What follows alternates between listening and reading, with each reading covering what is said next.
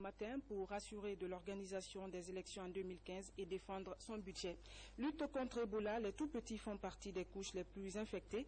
L'UNICEF et Child Fund se penchent sur des mesures de protection à Mamou. Également, dans l'actualité de ce 8 décembre, les chrétiens du monde et de Guinée célèbrent la Vierge Marie. Les échos à Conakry, c'est dans cette édition. Avant de développer ces titres, ce décret D 2014-247 PRG SIGG portant nomination des directeurs préfectoraux au ministère des Travaux publics. Le président de la République décrète, article 1er, les cadres dont les prénoms et noms suivent sont nommés dans les fonctions de directeurs préfectoraux des Travaux publics. Directeur préfectoral des Travaux publics de Beila, M. Vali Badra Kourouma, ingénieur des ponts et chaussées confirmé. Directeur préfectoral des Travaux publics de Bofa, M. Ismaël So, ingénieur des ponts et chaussées, matricule 180-195P, précédemment en service à la Direction nationale de l'entretien routier. Directeur préfectoral des Travaux publics de Bouquet, M. Touma Nikita, ingénieur matricule 115-098S. Directeur préfectoral des Travaux publics de Koya, M. Tierno Aliou Diallo, ingénieur génie civil matricule 155-903E, en service à la Direction nationale des infrastructures. Directrice préfectorale des Travaux publics de Dabola, Mme Awa Traoré, ingénieur génie civil matricule 212-409J, précédemment en service à la section préfectorale des Travaux publics de Dabola. Directeur préfectoral des Travaux publics de Dabola, M. Abou Souma, ingénieur civil matricule 247-605G, précédemment en service au cabinet du ministère. Directeur préfectoral des Travaux publics de Dinguiraï, M. Kerno Sissé Diara, ingénieur génie civil matricule 183-810J. Directeur préfectoral des Travaux publics de Dubreka, M. Blé Bemou, ingénieur des ponts et chaussées matricule 175-561B. Directeur préfectoral des Travaux publics de Farana, M. Mamadou Louda Baldé, ingénieur des ponts et chaussées matricule 175-564J, précédemment en service au cabinet du ministère. Directeur préfectoral des Travaux publics de Forikaria, M. Souleymane Sako, ingénieur matricule 159-563M. Directeur préfectoral des Travaux publics de Fria, M. Ansouman Bangoura, ingénieur génie civil matricule 162-977A. Directeur préfectoral des Travaux publics de Gawal, M. Bangali Bangoura, ingénieur des ponts et chaussées matricule 209-614F, précédemment en service à la Direction nationale des infrastructures. Directeur préfectoral des Travaux publics de Guékédougou, M. Siba Beavogui, ingénieur des ponts et chaussées matricule 147-848C. Directeur préfectoral des Travaux publics de Cancan, M. Bala Kamara, matricule 150-207F. Directeur préfectoral des Travaux publics de Kérouané, M. Oumar Kaba, matricule 181-448K. Directeur préfectoral des Travaux publics de Kindia, M. Nabi Conté, ingénieur génie civil matricule 209-628F, précédemment en service à la Direction nationale de l'entretien routier. Directeur préfectoral des Travaux publics de Kissoudou, M. Charles Colin Doré, ingénieur des ponts et chaussées matricule 151-784R. Directeur préfectoral des Travaux publics de Koubia, M. Ali Assila, ingénieur des ponts et chaussées matricule 250-354Z, précédemment en service au cabinet du ministère. Directeur préfectoral des Travaux publics de Koundara, M. Chérif Diallo, ingénieur des ponts et chaussées, matricule 200-342R, précédemment en service à la Direction nationale de l'entretien routier. Directeur préfectoral des Travaux publics de Kouroussa, M. Sekouba Oulare, matricule 155-959L, confirmé. Directeur préfectoral des Travaux publics de l'Abbé, M. Aboubakar Diakabi, matricule 143-152J. Directeur préfectoral des Travaux publics de l'Elouma, M. Soriba Souma, ingénieur des ponts et chaussées, matricule 250-563S. Directeur préfectoral des Travaux publics de Lola, M. Mamadi Diawara, ingénieur génie civil, matricule 250-703V. Directeur préfectoral des Travaux publics de Macenta, M. Koli Gilavogui, ingénieur génie rural, matricule 250-641V, précédemment en service au cabinet du ministère. Directeur préfectoral des Travaux publics des transports de Mali, M. Seni Kamara, ingénieur génie civil, matricule 250-480S, précédemment en service au cabinet du ministère. Directeur préfectoral des travaux publics de Mamou, M. Hassan Kaba, ingénieur génie rural, matricule 250 539 Y. Directeur préfectoral des travaux publics de Mandiana, M. Bakari Keita, ingénieur génie civil, matricule 250 610 P, ex-service au CASER. Directeur préfectoral des travaux publics de Nzerekore, M. Koulako Kanté, ingénieur des ponts et chaussées 154 133 F. Directeur préfectoral des travaux publics de Pita, M. Lansana Diabaté, ingénieur des ponts et chaussées, matricule 252 632 P. Directeur préfectoral des travaux publics de Télémélé, M. Célestin Collier, ingénieur génie civil, matricule 250 702 C. Directeur préfectoral des travaux publics de Tougué, M. Sidi Mohamed Bari, ingénieur des ponts et chaussées, matricule 265 471 Z, précédemment en service au cabinet du ministère. Directeur préfectoral des travaux publics de Sigiri, M. Ismaël Condé, ingénieur pont et chaussées, matricule 157 643 D. Directeur préfectoral des travaux publics de Yomou, M. Michel Loua, ingénieur génie civil, matricule 187 395 S, précédemment en service à la Direction nationale de l'entretien routier. Article 2. Le présent décret qui prend effet à compter de sa date de signature sera enregistré et publié au journal officiel de la République. Conakry le 8 décembre 2014, signé professeur Alpha Condé. Du côté de l'hémicycle, les travaux de la session budgétaire 2015 se poursuivent. La CENI rassure de l'organisation des prochaines élections en 2015 devant les députés. Cette instance indépendante vient de présenter son budget qui sera entièrement financé par l'État guinéen. La synthèse avec François Lama. À l'image des départements ministériels et institutions constitutionnelles, la CENI, Commission électorale nationale indépendante, était devant les députés pour présenter son plan d'action et son budget de 2015. Le président de la CENI a saisi l'opportunité pour expliquer les enjeux et les orientations du budget alloué à la CENI. En 2015, nous serons dans les phases préparatoires des élections présidentielles. Et donc ces élections présidentielles vont être financées par l'État guinéen entièrement. Ça fait une double obligation de venir expliquer aussi aux députés qu'est-ce que la CENI envisage pour la tenue de ces élections et des autres échéances qui peuvent se poser. Après analyse du budget de la CENI, la Commission des affaires économiques, financières et du plan s'est dit satisfaite de la clarté du plan d'action présenté par l'instance chargée de préparer les élections dans le pays. Nous avons regardé le budget de la CENI, ce qui a été pris en compte dans le budget de cette année et ce qui reste comme moyen financier à mettre à la disposition de la CENI pour qu'elle soit capable d'organiser à la fois les élections communales et les élections présidentielles de 2015. Le montant du budget alloué à la CENI en 2015 n'est pas encore définitivement arrêté. Vers la relance de la compagnie aérienne Air Mano, les experts en transport des 3 pays concernés, à savoir la Guinée, le Libéria et la Sierra Leone, sont en concertation à Conakry. Ils échangent sur les différents aspects afin de matérialiser le projet qui a vu le jour depuis le début des années 80. Reportage Abdoulaye Diallo. Les experts en transport aérien des pays membres de l'Union du fleuve Mano se retrouvent à Conakry. Ils discutent de la relance du projet Air Mano, une compagnie aérienne qui devrait non seulement faciliter le déplacement entre les 3 pays, mais aussi renforcer la coopération.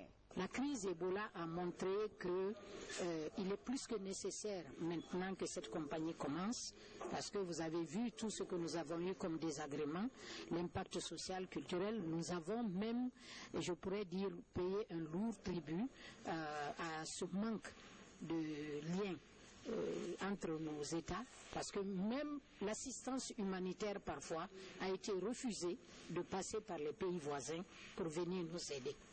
Donc cette réunion d'aujourd'hui, c'est pour que vraiment cette compagnie puisse être opérationnelle aussi rapidement que possible. Au cours de cette rencontre de 3 jours, des recommandations seront formulées à l'intention des 3 gouvernements. Elles porteront sur la nécessité de la relance de ce projet dans le secteur des transports publics. Ce que nous voulons, ce n'est pas une compagnie ou des compagnies nationales, mais nous voulons une compagnie communautaire au niveau des 3 États. Éventuellement aussi les autres États qui nous suivront. Et il y a aussi une proposition qui est faite par la Royal Air Maroc. Alors nous sommes en train de voir dans quelle mesure on peut joindre disons, toutes ces études-là pour trouver les meilleurs bénéfices et les meilleures parties pour nos États. Le projet Hermano a été lancé dans les années 80. L'éclatement de la guerre civile au Libéria et en Sierra Leone a étouffé tous les espoirs pour l'opérationnalisation de la dite compagnie. Activité du Premier ministre chef du gouvernement, Mohamed Saïd Fofana était hier dans la préfecture de Forêt-Carrière, précisément à Pamalap, pour une campagne de sensibilisation. Les populations de la localité, autrefois réticentes, s'engagent désormais à accompagner le gouvernement et ses partenaires dans la riposte à Ebola. Reportage Adi Kamara. La construction des centres de transit et de traitement de la fièvre hémorragique à virus Ebola devient de plus en plus difficile dans certaines localités du pays. C'est le cas par exemple de Pamelap, situé à 35 km de Forêt-Carrière-Ville. Face donc à cette résistance, le Premier ministre Fofana a rencontré les sages, les jeunes, les femmes et les représentants des différentes institutions impliquées dans la gestion de cette épidémie en Guinée. Les services de l'État étaient venus ici pour commencer à faire des forages, en prélude à la construction d'un centre de santé ici même, Ebola.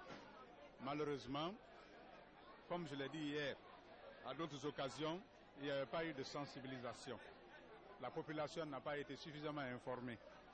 Or, auparavant, on sait que les populations sont toujours effrayées à l'idée qu'on crée une infrastructure dédiée à Ebola. Donc, ils ont estimé qu'on veut transporter ici la maladie. Alors, et ça aussi sur un fond de discorde entre la jeunesse, les vieux et les responsables locaux. Donc c'est ce climat que nous avons trouvé, un climat délétère, un climat d'incompréhension. Donc il faut redoubler d'efforts, de sensibilisation. Comme vous avez dit, nous avons procédé à un premier tour. Nous avons écouté les jeunes qui sont systématiques, nous avons écouté les femmes, nous avons écouté les vieux et nous avons pris des conseils. Et finalement, nous leur avons laissé eux-mêmes le soin d'indiquer un lieu où on va venir ériger ce centre-là. Pamelap est une zone frontalière entre la Guinée et la Sierra Leone, d'où la nécessité de multiplier les initiatives et les stratégies susceptibles de faciliter la compréhension des messages véhiculés. Après la campagne de sensibilisation animée par le Premier ministre Fofana, la population de Pamelap a vivement ovationné, comme pour dire qu'elle a compris le contenu des messages.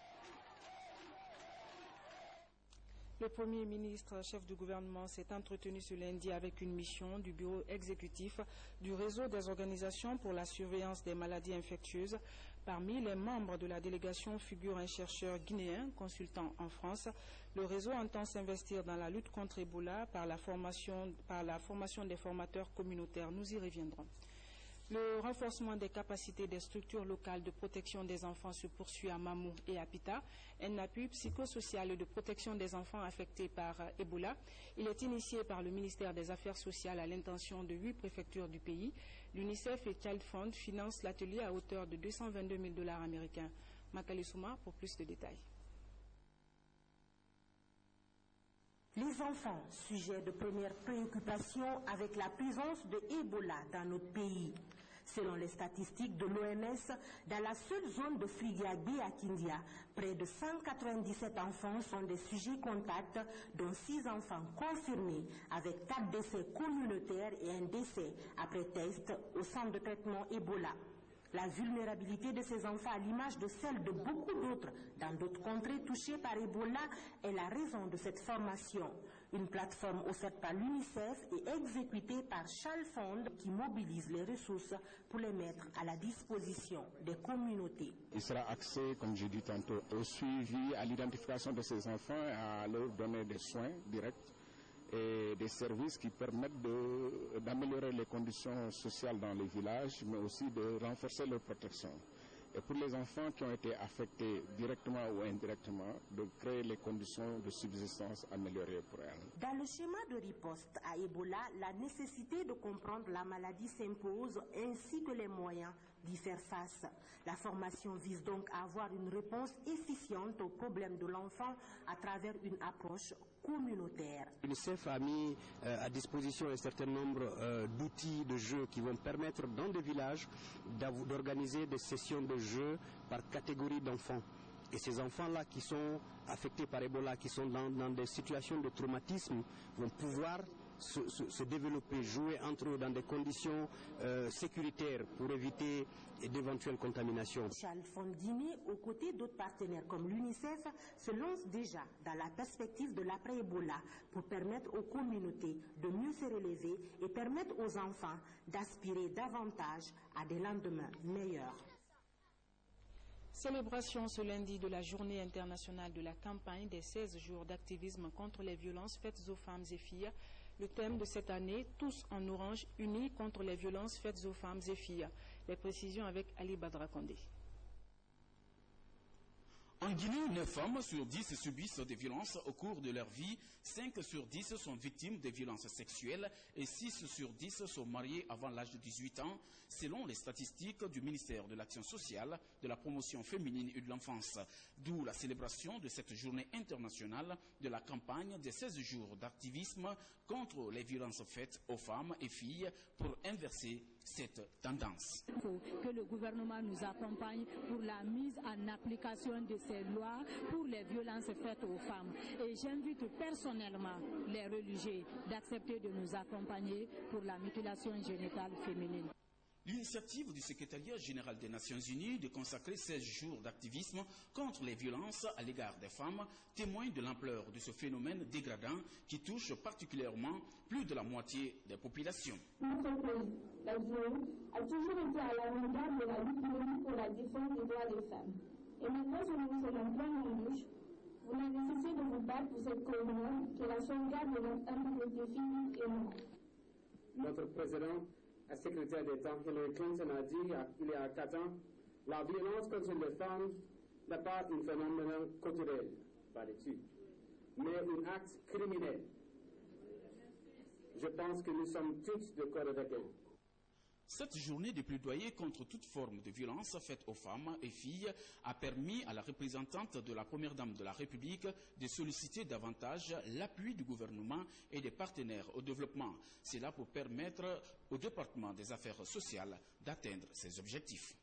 Je voudrais profiter de l'opportunité de cette rencontre pour rassurer les uns et les autres de la détermination de la Première Dame à veiller particulièrement pour que toutes les actions du gouvernement et de ses partenaires favorisent effectivement la réduction des inégalités entre l'homme et la femme en matière de jouissance de leurs droits à la protection contre toutes les influences néfastes à leur santé et à leur bien-être. Un film intitulé « Alima ou le rêve brisé » a été projeté pour expliquer les maux dont sont victimes des femmes et des filles à travers le pays. Éducation, les préparatifs de la rentrée scolaire 2014-2015 au centre d'une rencontre à l'Institut supérieur des sciences de l'éducation de Guinée, ISEG.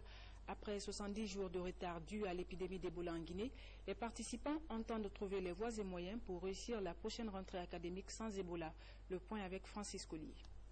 2014-2015 aura bel et bien lieu. Pour la réussir, les cadres de l'enseignement supérieur se penchent sur l'ensemble des conditions pour la reprise prochaine des classes.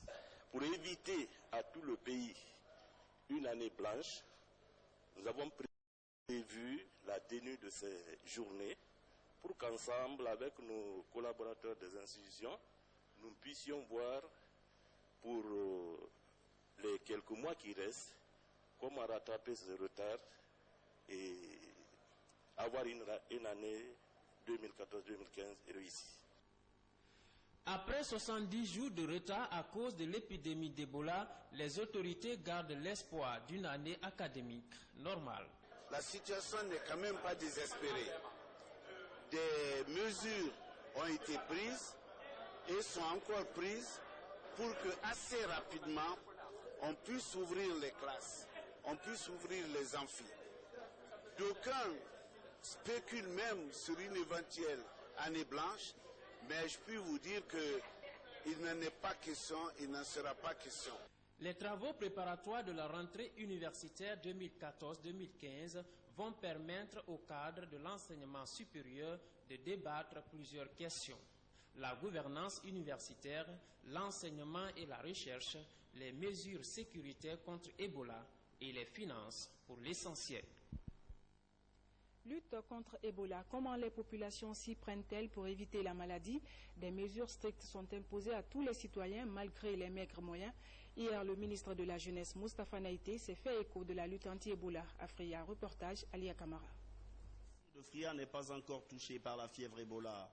Tous les comités de veille sont actuellement réactivés jusque dans les districts les plus reculés et l'équipe de suivi épidémiologique travaille sur le terrain. Autant de dispositions pour mettre la préfecture à l'abri. Et nous avons aussi demandé, envoyer des lettres circulaires à toutes les structures de Fria pour que chacun, à ceux qui le concernent, puisse prendre des dispositions dans le cadre de la prévention de cette maladie. Les mouvements des populations sont étroitement surveillés. Mieux, les 2 centres hospitaliers qui ont déjà reçu des kits de protection de la part de l'État prévoient des salles d'isolement pour parer à toute éventualité. Des dispositions constatées dans les 3 sous-préfectures par le ministre de la Jeunesse, parrain de Fria dans la lutte contre Ebola. Mais il y a une urgence, trouver un coordonnateur de toutes ces activités venant de la cellule nationale de riposte. Je suis heureux de savoir que, en tout cas dans cette préfecture que je parraine aujourd'hui, que les comités de veille ont déjà été mis en place au niveau des districts, au niveau de tous les districts ruraux, et c'est la commune urbaine de Fria qui est en train d'être mise en place à cette date. Donc je puis dire que dans les jours à venir, les comités de veille seront réellement effectifs sur le terrain ici à Fria, et cela est une bonne chose parce que ça appelle à la vigilance. Ça veut dire que tout le monde est prêt, tout le monde est engagé dans cette lutte. À Tormelin, Baguiné et Banguini, les populations comprennent parfaitement le message transmis par ce documentaire sur l'épidémie diffusé pour la toute première fois. Elles promettent de renforcer la barrière anti-Ebola en respectant les mesures d'hygiène. Dans la lutte contre Ebola, la Chine réaffirme son engagement à accompagner la Guinée. Elle a offert des équipements sanitaires d'une valeur de 14 milliards de francs guinéens, des équipements destinés à améliorer les conditions de travail de l'hôpital de l'amitié sino-guinéen. Ramatoulaye Touré assiste à la cérémonie de remise. Ces équipements médicaux sont offerts par le gouvernement chinois à l'hôpital de l'amitié sino-guinéenne. Ils sont composés de défibrillateurs, de moniteurs de surveillance et d'électrocardiogrammes. Ils sont destinés à renforcer les capacités de diagnostic et de traitement de l'hôpital pour mieux servir les malades. La Chine et la Guinée jouissent d'une amitié traditionnelle à toute épreuve qui unit étroitement nos 2 peuples. Actuellement, l'épidémie à virus Ebola fait encore rage. En éprouvant la même souffrance du peuple guinéen, la Chine a fait le mieux de ses efforts pour apporter à la Guinée des aides financières, matérielles et alimentaires. La Chine et la Guinée tissent des relations d'amitié et de fraternité depuis plus d'une décennie. Plusieurs réalisations faites par Bijina Conakry sont le fruit de cette coopération, une coopération que le gouvernement guinéen apprécie. En poursuivant son soutien au secteur de la santé, votre gouvernement répond à l'une des préoccupations majeures du gouvernement guinéen, car tant vaut la santé, vaut une nation. La mission de l'hôpital de l'amitié sino-guinéenne est de réduire le nombre d'évacuations sanitaires de nos compatriotes à l'étranger. Il contribue à minimiser les charges financières des ménages, favoriser la rétention interne des devises étrangères et réorienter une partie du budget de l'État vers la modernisation de nos hôpitaux. L'hôpital de l'amitié sino-guinéenne fonctionne depuis plus de 2 ans. Les médecins chinois et guinéens travaillent en étroite collaboration. Autre aspect de l'actualité, la lutte contre la corruption, un enjeu du développement. C'est sous ce thème que sera célébrée demain 9 décembre la Journée internationale de lutte contre la corruption. À cette occasion, un marathon a été organisé suivi d'une conférence de presse par l'Agence nationale de lutte contre la corruption en Guinée. Compte rendu, Denise Mongono. De la place des Martyrs à Kaloum à la maison commune des Nations Unies à Koleya, les marcheurs scandent des slogans dénonçant la corruption sur plusieurs kilomètres. Cet engagement citoyen interpelle sur ce phénomène destructeur qui évolue dans le silence.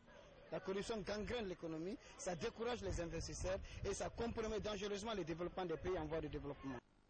Par cette démarche, la Guinée affiche sa détermination à combattre la corruption. Cette mobilisation pacifique est organisée par l'Agence nationale de lutte contre la corruption. La démarche vise à attirer l'opinion sur les dangers liés à ce phénomène dans le pays. Cette année, le thème retenu par le système des Nations Unies, la jeunesse dans la lutte contre la corruption. Et en accord avec les autorités, nous espérons que ce thème qui corrobore avec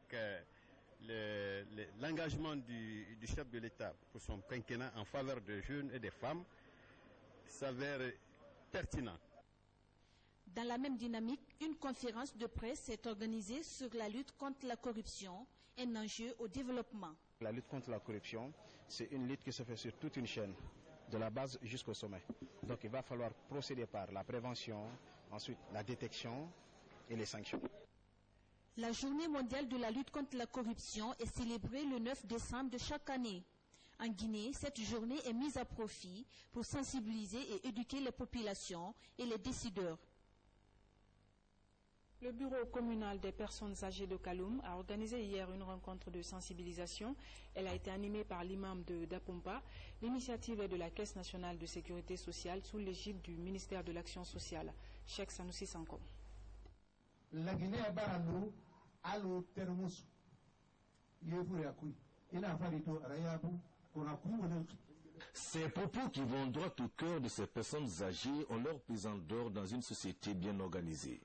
Le conférencier, très connu pour son intégrité, a expliqué aux participants les rapports qui doivent exister entre les religieux, les personnes âgées et le pouvoir. La pertinence du sujet pourrait apporter une correction à la conduite du Guinéen selon les personnalités présentes. Avec la présence de toutes ces personnalités, les enfants vont comprendre ce qu'il faut pour respecter les autorités. J'aurais souhaité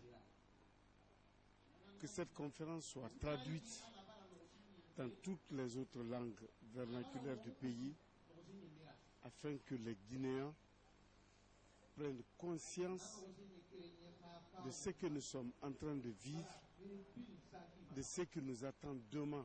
Les messages qui sont véhiculés aujourd'hui vont en droite ligne de la conquête de tous ces éléments qui sont fondamentaux pour la vie dans une société. Pour le conférencier, l'honneur revient aux organisateurs qui croient en ce genre de rencontres pour amener les populations à respecter les autorités. Quand un religieux est bien connecté à Dieu, obligatoirement, les sages, les personnes âgées viendront vers lui et le pouvoir aussi viendra vers lui. Mais s'il est déconnecté de Dieu, c'est lui qui ira vers le pouvoir et ça ne marchera pas. D'autres conseils pour signifier que la maladie Ebola ne peut être évitée que lorsque les consignes appropriées sont respectées ont été aussi largement débattus par le conférencier El Hadj Abdourahmane Kaba, l'imam de Dabompa. Religion pour refermer cette édition. Nous sommes le 8 décembre. Les fidèles chrétiens du monde et de Guinée célèbrent l'Immaculée Conception ou fête de la Vierge Marie. À Conakry, les fidèles chrétiens se sont retrouvés à l'archevêché. Une messe a été dite par Monseigneur Vincent Koulibaly, archevêque de Conakry. Rose Pocho. Chaque année, l'Église catholique du monde, à travers cette solennité, honore la Sainte Vierge en célébrant dans toutes les paroisses une messe d'action de grâce. Un moment qui rappelle également la foi et les mérites de Marie, Mère du Christ. À l'occasion donc de cette journée, l'archevêque de Conakry invite les fidèles à beaucoup plus de prières. Nous accueillons cette vérité de foi en nous disant fermement que rien n'est impossible à Dieu. Nous devons prier pour que la grâce de Dieu continue de soutenir notre compatriote au Vatican dans l'accomplissement de sa mission au service de l'Église universelle. Nous devons prier aussi pour la congrégation diocésaine.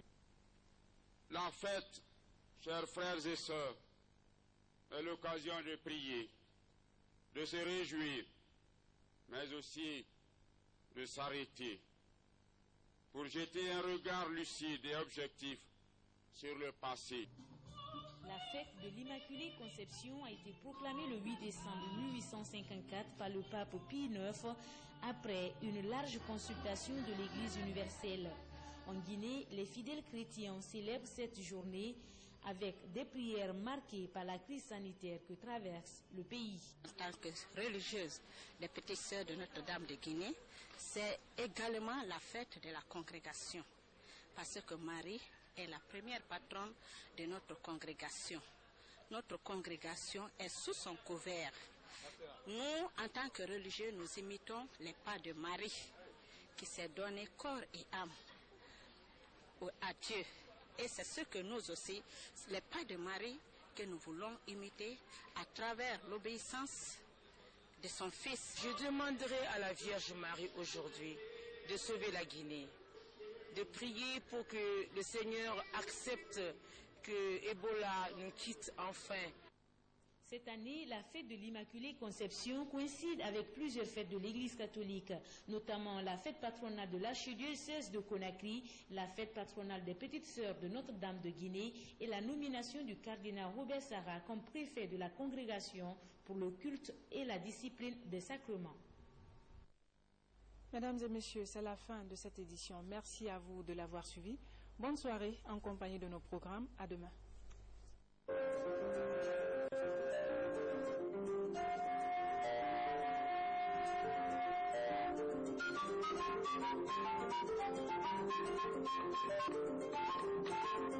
Thank you.